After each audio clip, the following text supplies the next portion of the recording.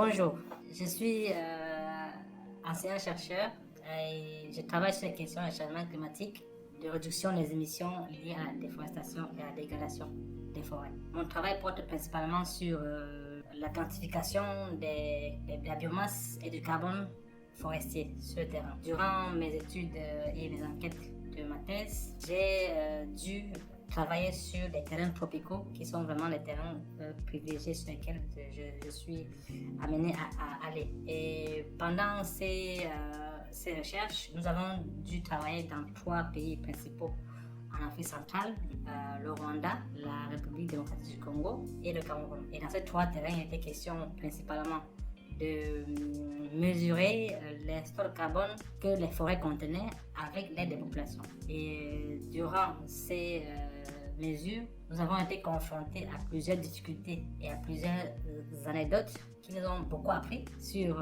les réalités du terrain et surtout sur les relations qu'on pouvait avoir avec les populations autochtones ou les populations indigènes. La première, c'est que lors des mesures des placettes et des parcelles sur le terrain, nous avons été amenés à aller dans les champs pour mesurer les longueurs et les largeurs des différentes parcelles. Et durant ces mesures, nous avons été pourchassés par un propriétaire de champ avec des machettes parce qu'il s'imaginait qu'on voulait mesurer ces parcelles pour pouvoir les vendre. Parce qu'en fait, dans ce pays, la question foncière est très sensible. Donc du coup, avoir une parcelle de terre est très difficile.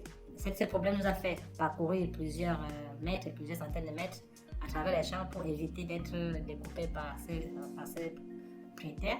Et ça nous a appris qu'en fait, il fallait non seulement se rapprocher des populations et des parcelles pour négocier avec eux ces mesures, mais aussi, nous a aussi appris à voir qu'il fallait expliquer et prendre le temps d'expliquer aux populations notre travail.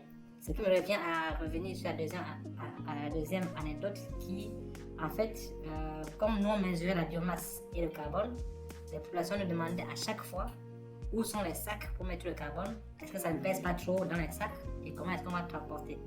Donc du coup, il fallait encore revenir pour leur expliquer que la biomasse ou le carbone forestier était quelque chose d'abstrait. Les chercheurs, quand ils vont sur les terrains tropicaux, sur les secteurs de terrain, ils ont l'impression, ils prennent souvent des paysans ou les populations de haut en pensant qu'ils n'ont pas de connaissances. Pourtant, durant tous ces séjours sur le terrain, nous avons vu qu'ils avaient des savoirs incommensurables, qu'il était question de s'approcher d'eux pour apprendre d'eux pour qu'ils nous aident sur le terrain.